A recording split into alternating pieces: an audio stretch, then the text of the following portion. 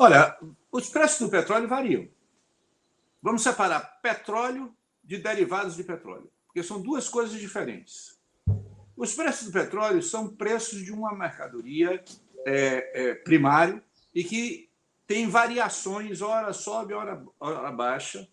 E essas variações dos preços internacionais do petróleo dependem, de um lado, da disponibilidade da quantidade de barris disponíveis para serem utilizados, mas também depende daquilo que é transacionado 10 vezes mais do que o volume físico, que são os contratos futuros dessa mercadoria. Então, você tem um mercado financeiro muito forte atuando em relação ao preço do petróleo. Esse preço do petróleo, portanto, reflete um pouco os movimentos financeiros que se aproveitam de eventuais escassez e abundância do petróleo em relação à demanda. Nós tivemos a pandemia. Antes da pandemia, nós tivemos uma decisão da OPEP e da Rússia, lá em 2014, de aumentar a produção rapidamente. Ao fazer esse aumento da produção em 2014, os preços desabaram. De dezembro de 2014, os preços estavam em $107 o barril. Em julho de 2015, eles estavam a $37 o barril. Então, os preços desabaram. Então, de 2014 para cá, como os preços estavam muito baixos, os investimentos se contraíram. E os investimentos, ao se contraírem, eles vão ter um efeito 4, 5 anos depois. Porque o petróleo é assim, nada é de curto prazo. A decisão de investimento de hoje vai ter efeito 5 anos na frente. Então, você chega em 2019, 18, 19, com um baixo volume de investimentos na área do petróleo.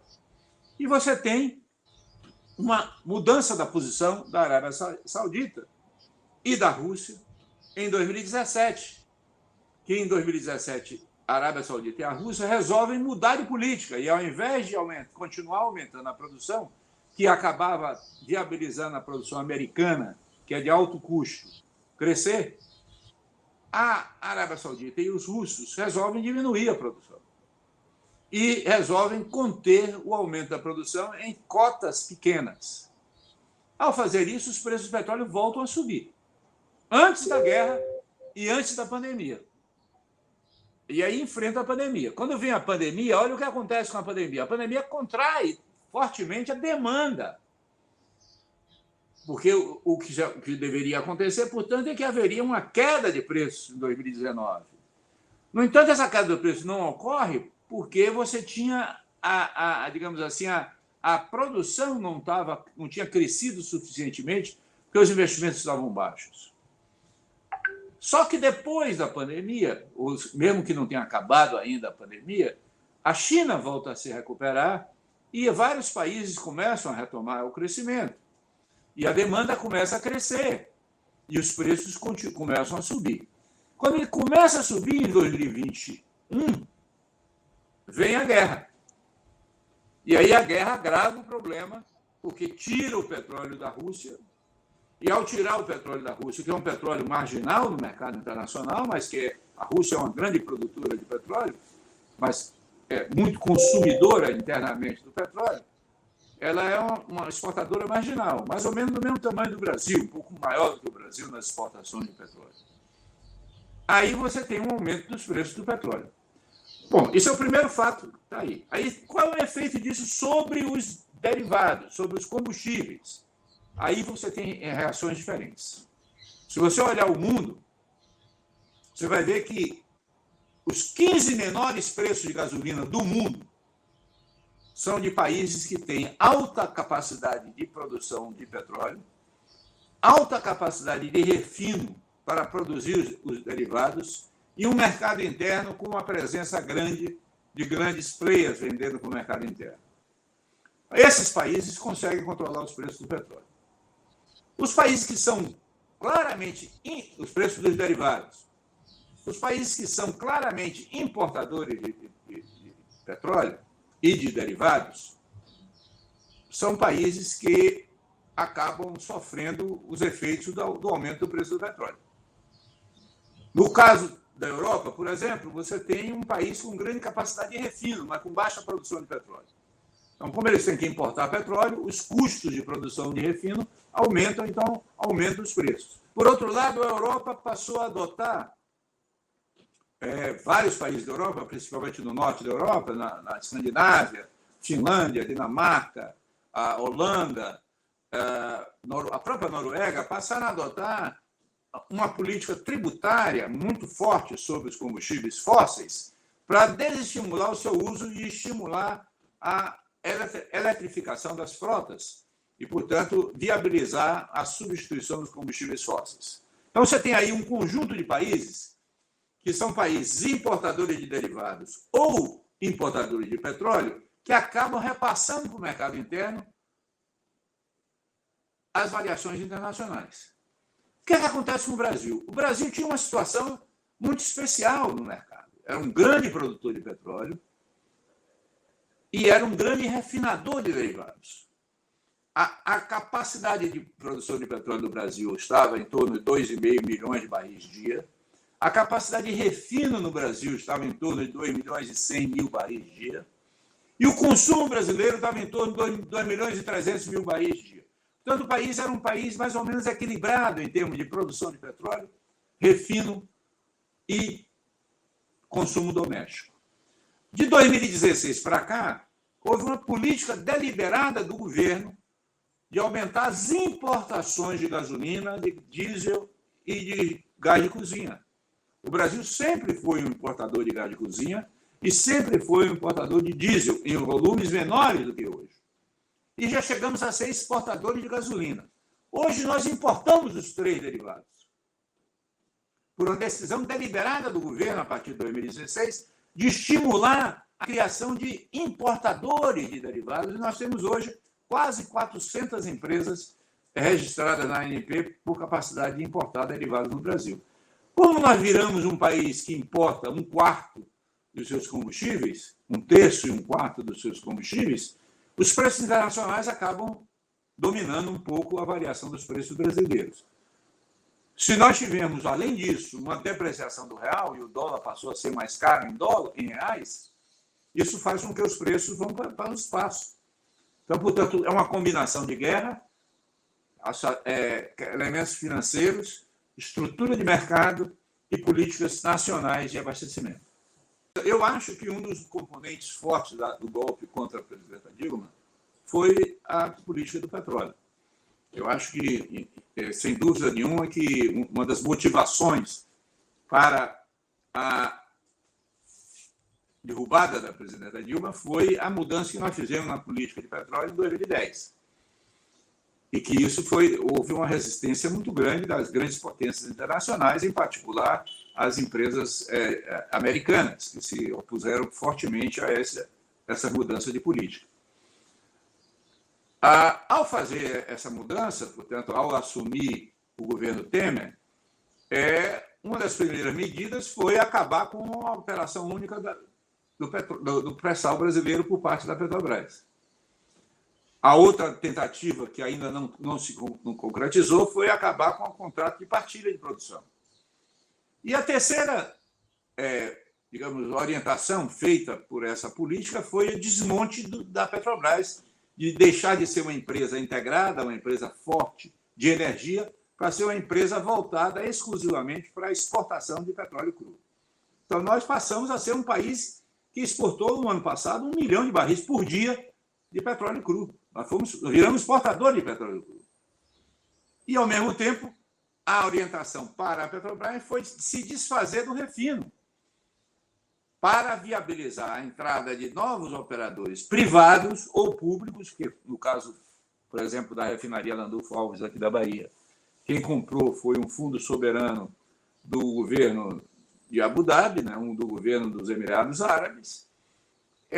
Não é uma empresa privada, é uma empresa pública, portanto. O problema não é tirar a Petrobras da capacidade dela de ser uma empresa alavancadora da economia e do desenvolvimento brasileiro. Desmontar a Petrobras. Então, isso aconteceu no caso de combustíveis E aconteceu no lado do gás. A mudança que ocorreu na lei do gás também é na mesma direção. É diminuir a presença da Petrobras no mercado de gás brasileiro.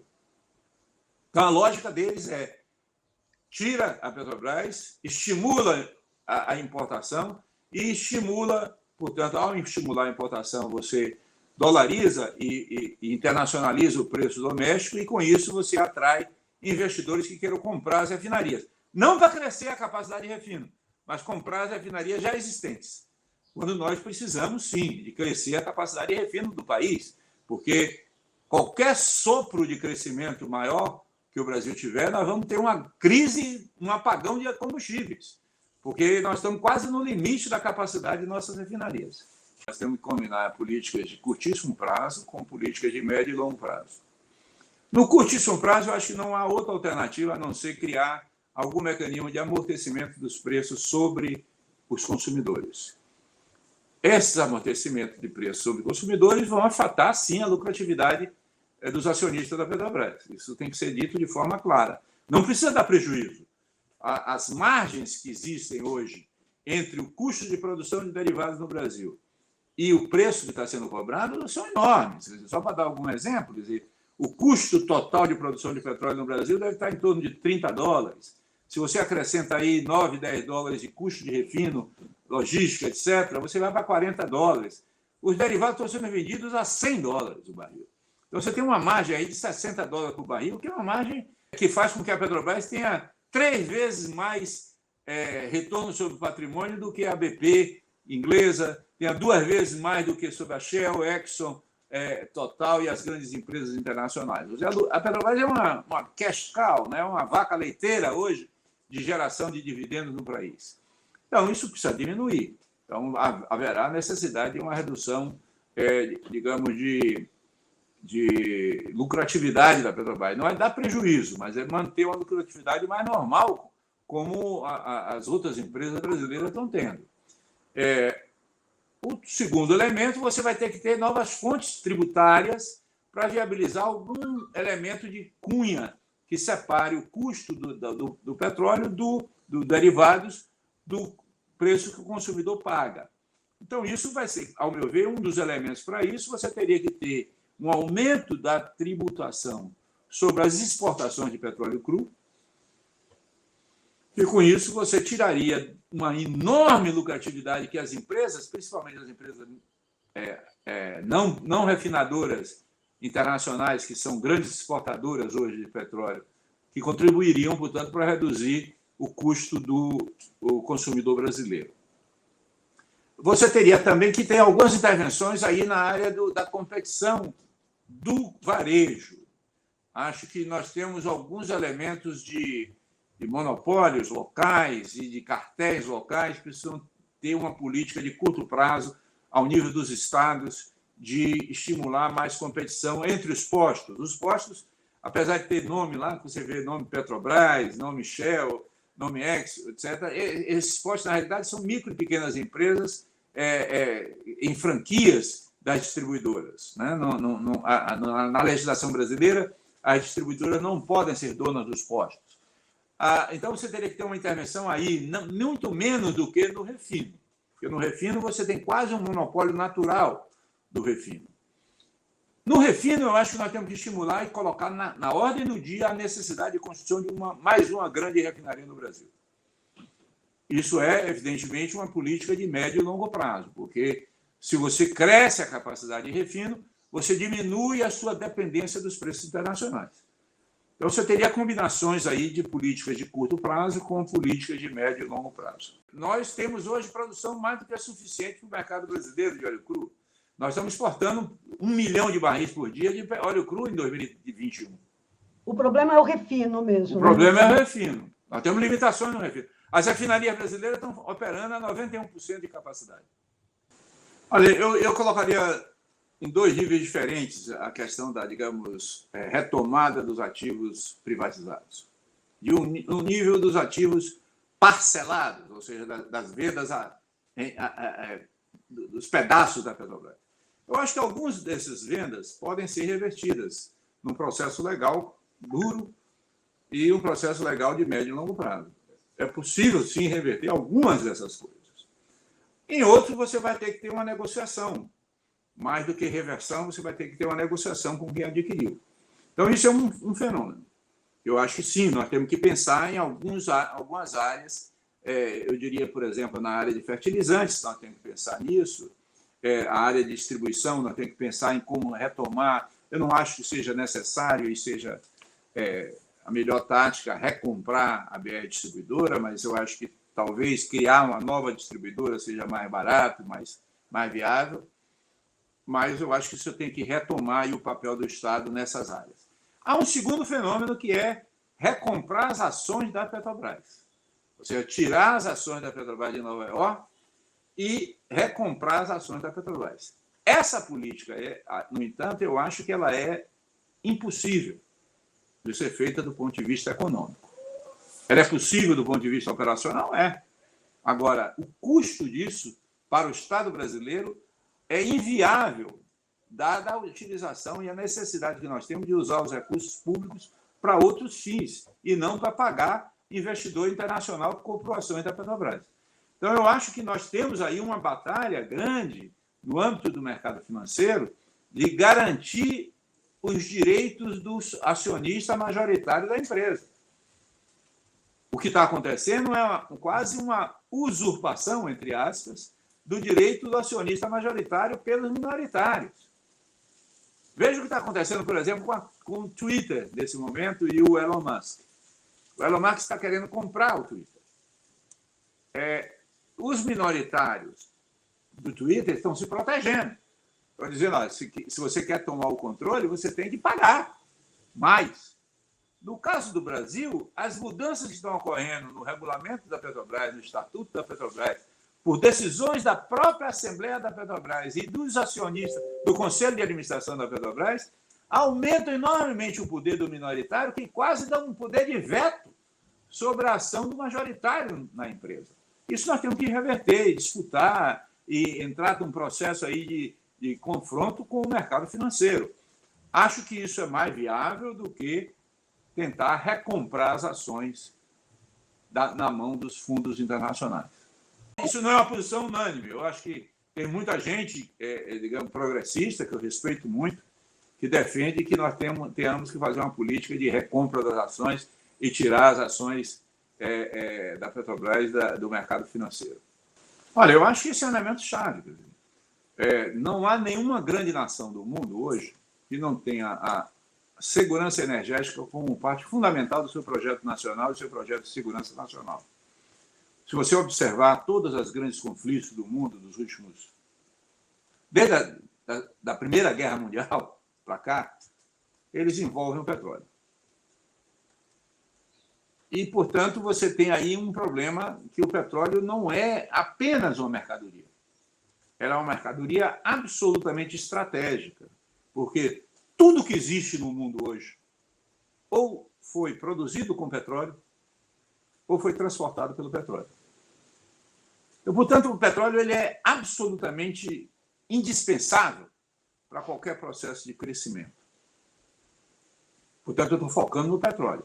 Mas há um problema de soberania energética, que envolve também a eletricidade e que tem uma relação com o petróleo, que é a utilização das termoelétricas a gás e a combustíveis fósseis, que são complementos, no caso do Brasil, da hidroeletricidade e que são complementos de outras fontes, no caso da Europa, por exemplo, no caso da França, são complementos da energia nuclear, no caso de outros países, são complementos à própria energia eólica, de tal maneira que você não pode pensar que petróleo e gás natural são mercadorias quaisquer, porque elas são mercadorias estratégicas fundamentais. Então, um dos elementos chaves de qualquer projeto de soberania nacional que nós queiramos retomar é um projeto de garantia da soberania nacional. Nós temos uma sorte, né? Temos uma sorte gigantesca, porque nós estamos em cima do maior reservatório de novas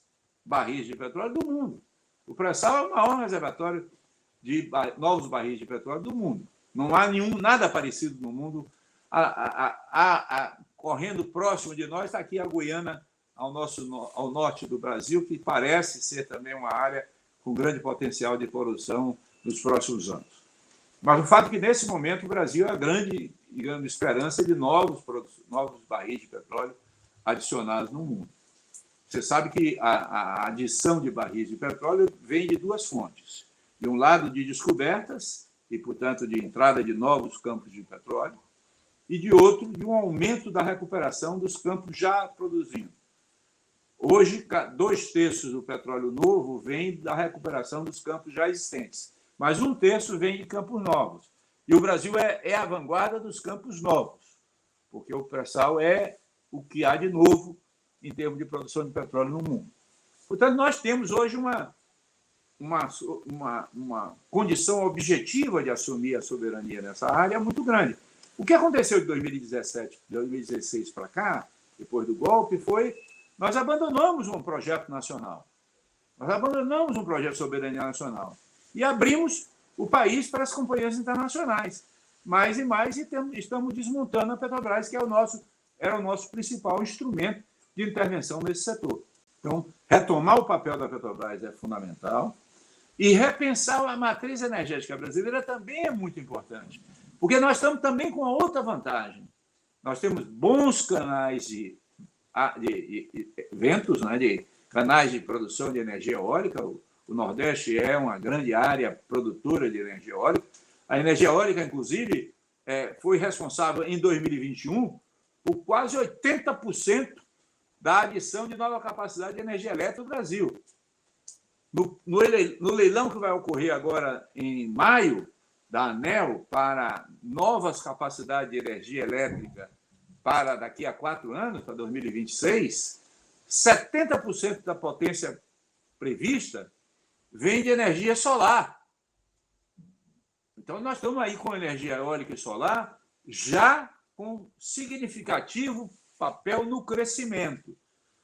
No ponto de vista do estoque, nós estamos aí crescendo, nós temos um enorme crescimento da produção de energia eólica e solar. Ela não substitui a energia hidroelétrica, e ela não substitui as energias de fontes permanentes, porque elas são, por natureza, intermitentes. Então, portanto, nós temos aí uma combinação de políticas de energias renováveis, de petróleo, e nós temos ainda outra vantagem, que é a produção de biocombustíveis. Nós temos hoje a produção de etanol. Aliás, essa semana o preço da gasolina na bomba cresceu, não por causa do petróleo, não por causa da Petrobras, mas cresceu porque o preço do etanol subiu. Porque o preço do etanol subiu porque os estoques eram pequenos e estamos na fase de entre-safra. Por outro lado, você tem hoje 27% da gasolina brasileira. 27%, não é pouca coisa. 27% da gasolina brasileira vendida no posto é etanol. A mistura é 27%, não é pouca coisa. Não é pouca coisa. Nos Estados Unidos, por exemplo, eles agora, no verão desse ano, vão permitir chegar a 15%. Hoje é 10% de etanol, eles vão chegar a 15% de etanol agora no verão. Nós temos 27%. No caso do biodiesel, nós temos 13% de biodiesel.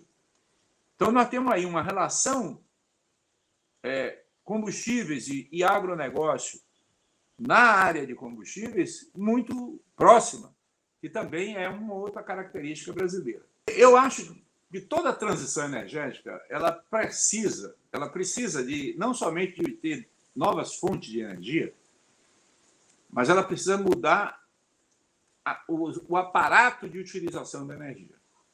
Ou seja, é preciso mudar os motores, é preciso mudar o desenho urbano, é preciso mudar os equipamentos de habitação.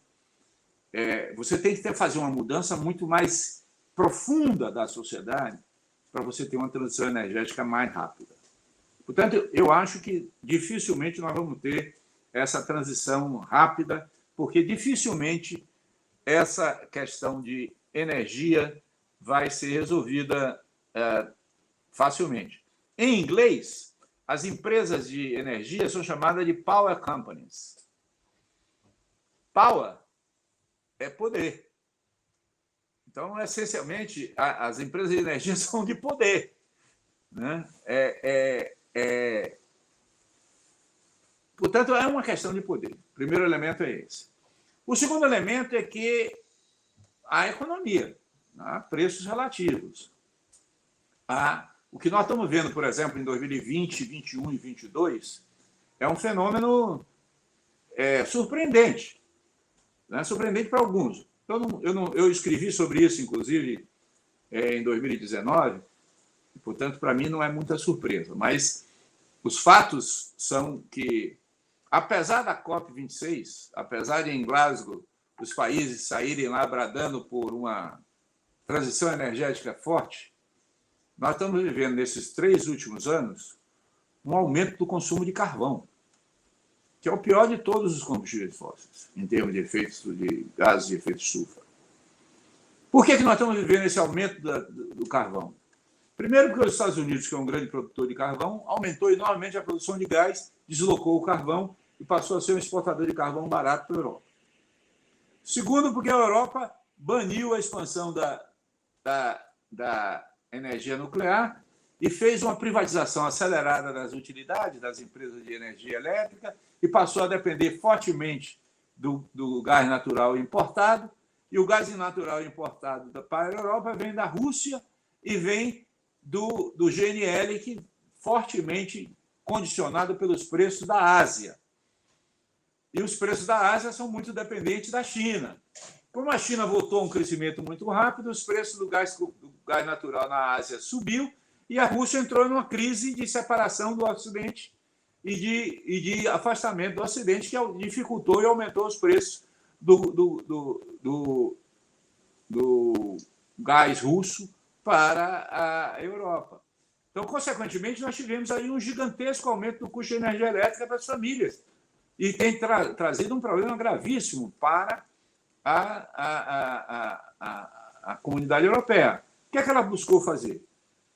Despachou as termoelétricas a carvão. O carvão está barato e começou a usar mais carvão para produzir energia elétrica. Então, consequentemente, nós tivemos aí um aumento do consumo de energia elétrica agora nesses 3 anos. O que é que vai acontecer daqui para frente? É necessário, talvez, um agravamento e uma intensificação da regulação proibitiva do uso de combustíveis fósseis. Se isso ocorrer, os preços dos combustíveis fósseis vão subir mais. Consequentemente, os efeitos inflacionários do preço do combustível fóssil vão ser maiores e vão afetar mais os países que sejam menos dependentes de importações. Que sejam mais dependentes de importações. E vai afetar menos os países que sejam menos dependentes de importação. Portanto, é fundamental que a soberania nacional garanta suprimento e preços adequados. Olha, a energia nuclear nunca foi uma energia suja, né? Ela foi uma energia arriscada, porque o grande problema da energia nuclear é a disposição dos resíduos e o risco de acidente. Então, esse elemento é um elemento que ainda não está resolvido. Não há soluções técnicas ainda significativas que garantam a utilização de resíduos que vão durar 200 anos, 300 anos. Portanto, é um problema, sim, a disposal, né, a disponibilidade e a utilização dos resíduos atômicos. E, apesar de que as máquinas as usinas sejam muito mais seguras hoje do que eram no tempo de Chernobyl, ela ainda tem risco e a população ainda está meio com o pé atrás. Agora, a França, por exemplo, a maior parte da sua energia é nuclear. A Alemanha, que proibiu a expansão da energia nuclear, está voltando atrás na discussão sobre energia nuclear. O Japão, que parou as suas usinas térmicas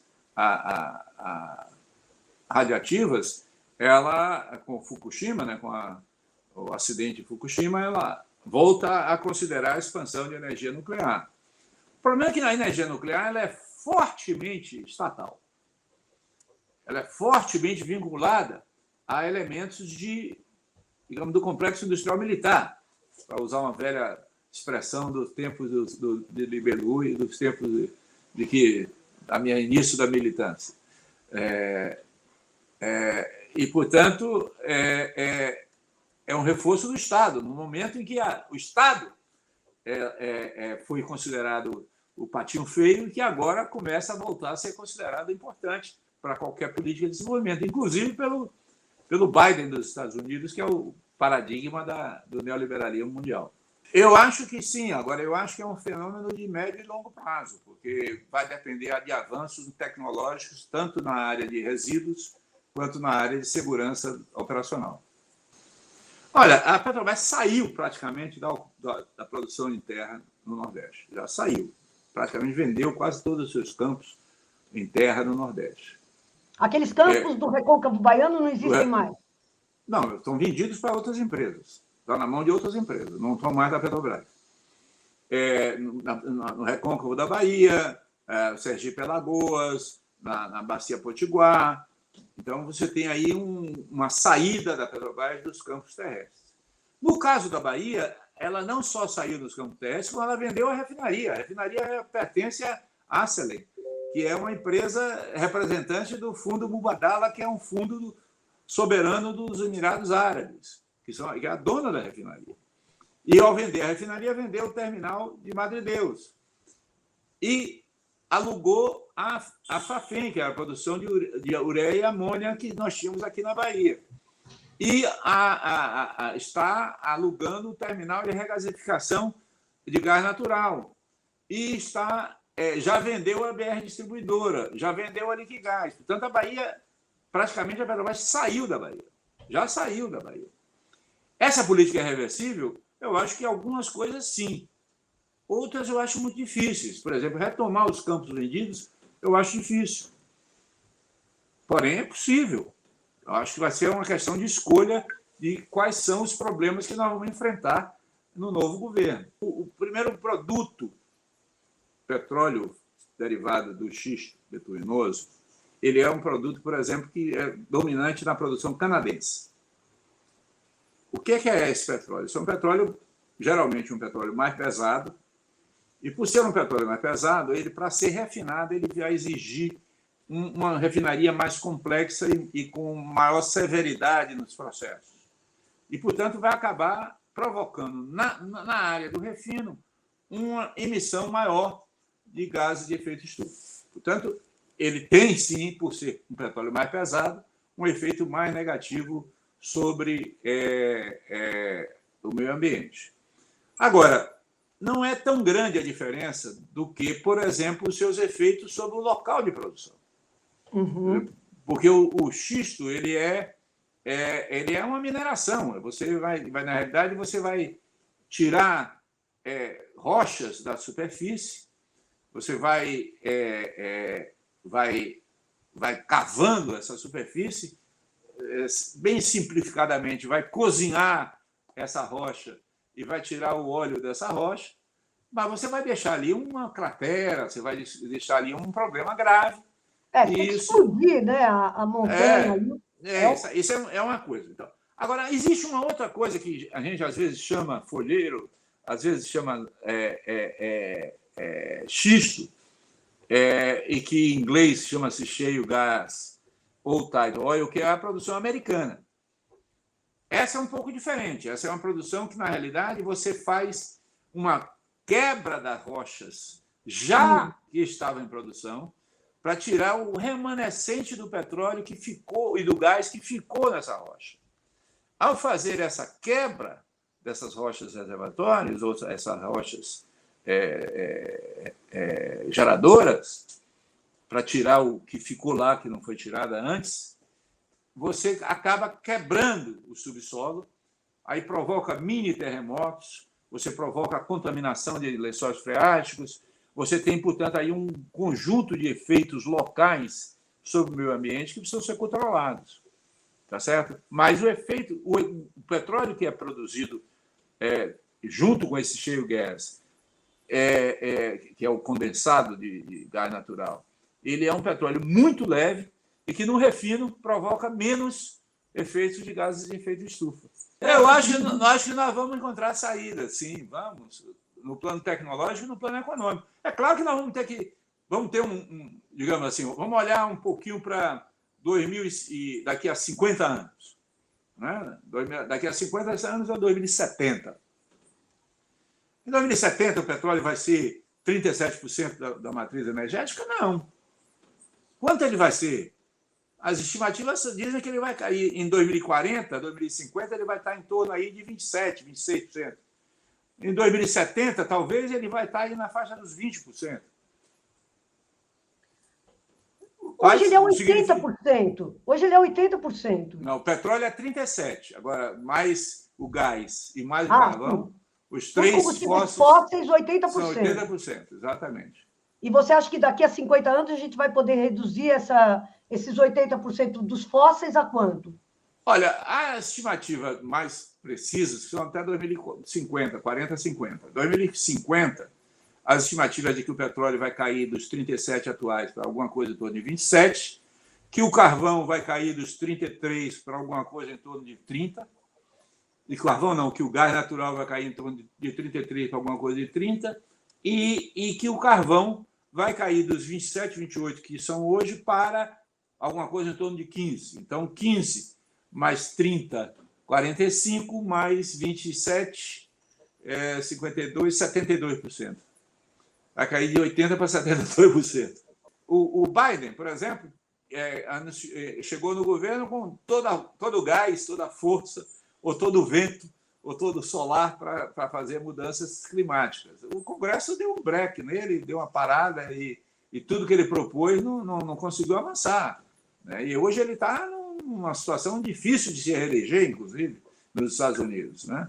A China anunciou planos extraordinários de aumentar a diminuir a utilização do carvão e aumentar a utilização de eólicas. Ele continua de renováveis, continua aumentando as renováveis, mas o crescimento da China é tão grande que acabou provocando um aumento do carvão de novo, porque não tem gás no mundo suficiente para atender a China, e as eólicas e solares não podem substituir a energias permanentes, as fontes permanentes. O Elon Musk, lembra o seguinte, o Elon Musk é o dono da Tesla.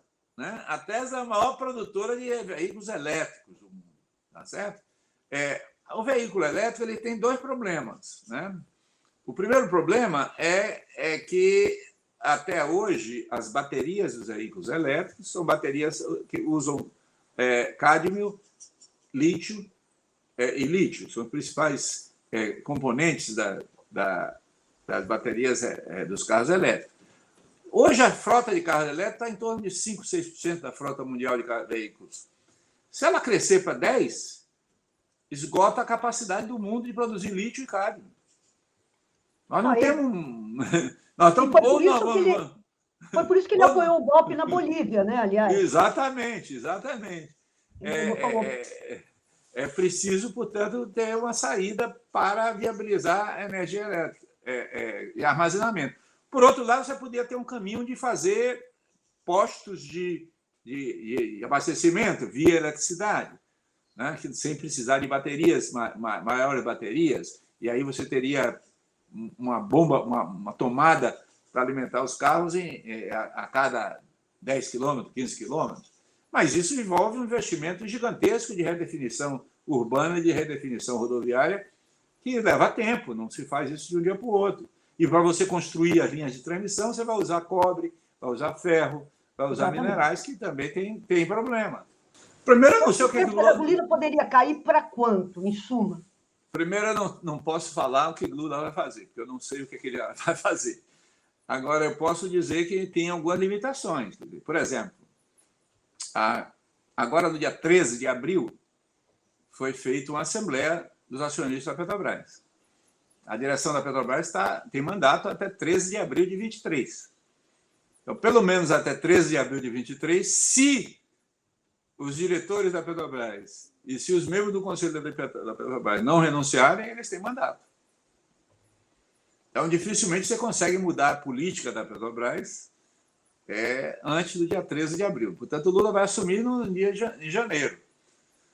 Então, logo de cara, é preciso dizer que vai ser difícil ter uma medida imediata de efeito sobre a Petrobras.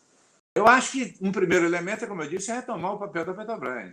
Retomar o papel da Petrobras significa mudar a estratégia da empresa. E mudar a estratégia da empresa pressupõe a aprovação de um novo conselho de administração que aprova a estratégia da empresa. E, portanto, é preciso mudar a estratégia. Então, eu acho que a Petrobras deve colocar como duas metas fundamentais para ela. Primeiro, retomar a integração do poço ao poste. Primeiro, é voltar ao modelo tradicional das grandes empresas de petróleo, que são empresas integradas. Segundo, dar uma ênfase muito grande à expansão da capacidade de refino no Brasil.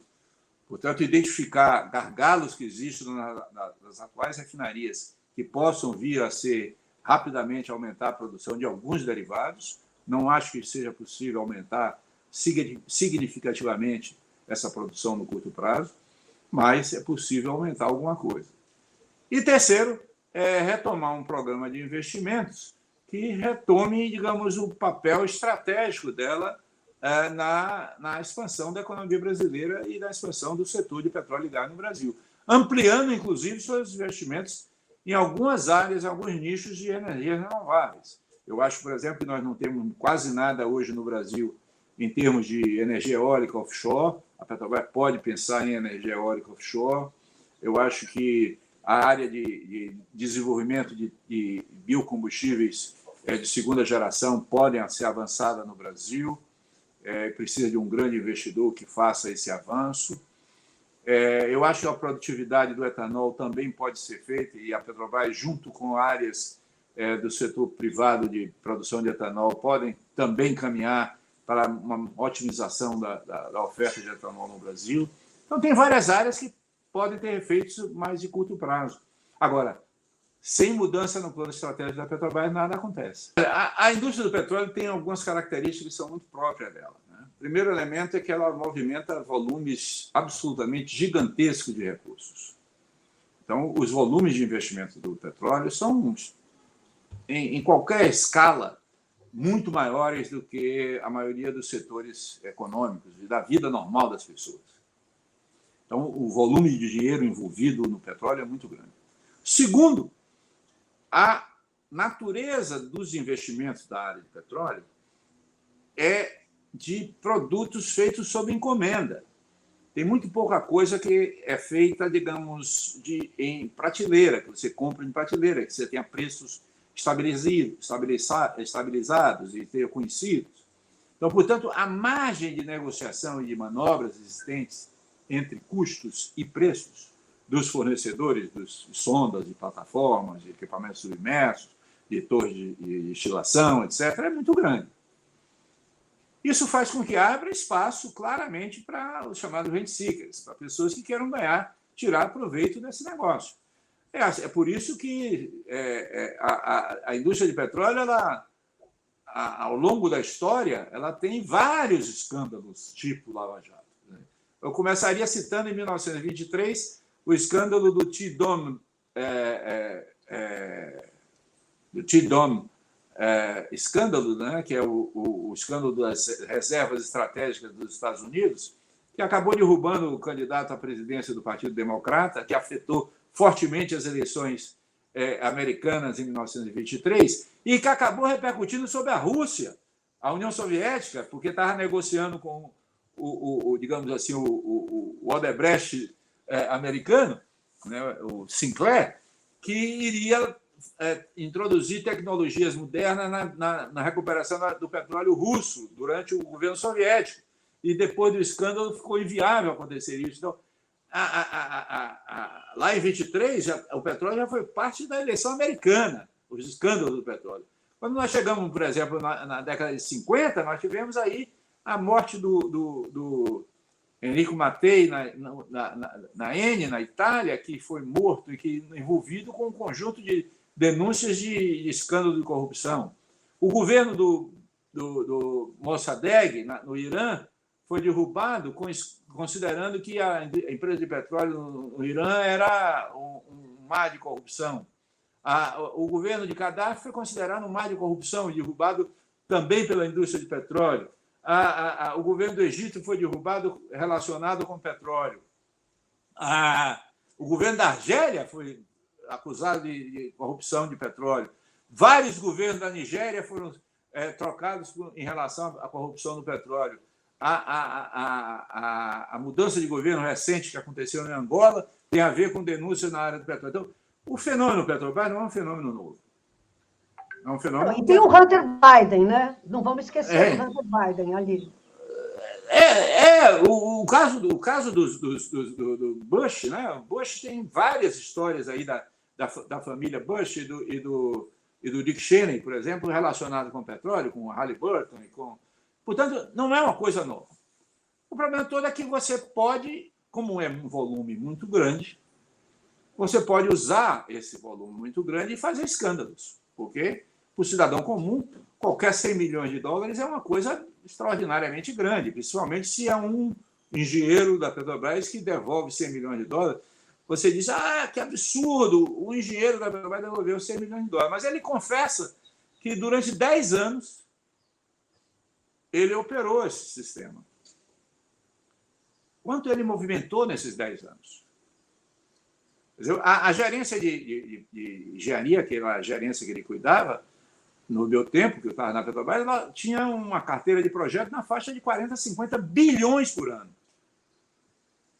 A Petrobras, se você pegar tudo que a Petrobras considerou oficialmente como custo da corrupção, ela fez um cálculo de que a corrupção na Petrobras, no balanço de 2014, custou a Petrobras 6 bilhões de reais. 6 bilhões de reais, você vai dizer que é um dinheiro muito grande.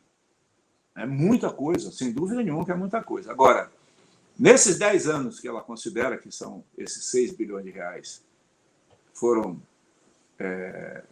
perdidos na corrupção, ela faturou 2,6 trilhões de reais. Portanto, 6 bilhões de reais é menos do que 0,3% do faturamento da empresa. Se você pega 0,3% do faturamento de uma empresa e coloca os sistemas de controle para controlar 0,3% do faturamento de uma fábrica, você não vai conseguir que os sistemas de controle consigam esse grau de detalhe para conseguir impedir isso. Você sempre pode melhorar a governança, você sempre pode melhorar o sistema de controle. A Petrobras foi considerada por muito tempo, durante essa fase que é considerada a fase da Mar de Lama da Petrobras, ela recebeu certificação de todas as grandes auditoras do mundo, ela fez consultorias específicas sobre transparência dos valores no balanço e condições do balanço. A Polícia Federal, a imprensa, as agências de auditoria externa, a auditoria interna da empresa, a segurança empresarial, não conseguiram captar isso. Porque, de fato, ela é, em termos absolutos, nominais, muito grande, mas, em termos dos volumes da operação da Petrobras, ela é relativamente pequena. Então, eu acho que tem que avançar nos mecanismos de controle, nos procedimentos e na punição individual dos culpados. Na verdade, essa política ela tem alguns componentes que precisam ser destacados. Primeiro componente fundamental. A literatura de desenvolvimento industrial diz que você tem uma fase da indústria, quando você implanta um novo setor industrial, do ponto de vista de política de desenvolvimento, você tem uma fase da infância da indústria, que é uma fase de acumulação de experiências e de redução de custos, que leva um certo tempo. E, para isso, você precisa ter uma certa escala. Você não pode fazer isso em pequena escala. Você tem que fazer isso de tal maneira que tem uma certa escala para você passar a barreira, chamado ponto de mudança do processo, que você supera a inércia do atraso e passa a se transformar. Então, ter escala e ter capacidade de convergir os custos para preços internacionais exige um tamanho de investimento, de compras, muito grande. Nós tínhamos um plano de investimento de 245 bilhões de dólares para 5 anos. Era quase 40 bilhões de dólares, mais de 40 bilhões de dólares por ano. Então, com isso, nós tínhamos uma escala gigantesca de investimentos, portanto, de compras a ser feita. Então, o poder que esse programa de investimento tinha de alavancar novos setores era muito grande. Por outro lado, como na indústria de petróleo as coisas ocorrem ao longo do tempo, e são projetos que levam 4, 5, 6 anos para ser montados, você tinha uma escala que possibilitava você ter um horizonte de 10 anos, 15 anos, para que o fornecedor se planejasse para aumentar a sua eficiência. Então, por exemplo, nas sondas e nas plataformas, a indústria naval brasileira começou, evidentemente, com custos mais altos, mas ela estava convergindo para preços internacionais. Um indicador disso é o tempo de construção. O tempo de construção dos nossos estaleiros estava convergindo para os preços internacionais. Agora, isso precisava aí de tempo para consolidar essa infância. Tá certo? Essa indústria foi abortada na infância. Então, com a Lava Jato, a indústria nacional naval, a indústria nacional da engenharia pesada, foi desmontada. Então, nós estamos com a situação de que remontar essa indústria não é uma coisa que se faz de um dia para o outro. Nem remontagem é fácil, nem nós temos mais a escala de investimentos que a Petrobras tinha. A Petrobras hoje investe em torno de 1/5 daquilo que investia antes. O plano de investimento da Petrobras hoje é em torno de 53 bilhões de dólares para os próximos 5 anos. O nosso era 245. Além disso, várias áreas do pré-sal já estão nas mãos de outras empresas, porque o governo acelerou os leilões aí depois de 2016. E, com isso, entregou para várias novas áreas para outras empresas. Então, a escala da Petrobras é muito menor. Então, você tem uma indústria naval e uma indústria de engenharia pesada brasileira desmontada, e a Petrobras não tem escala. Portanto, eu acho que a política de conteúdo nacional não pode ser mais aquela. Nós temos que pensar num novo tipo de política, mais focada em alguns nichos, mais focada em alguns setores que possam ser estimulados no curto prazo.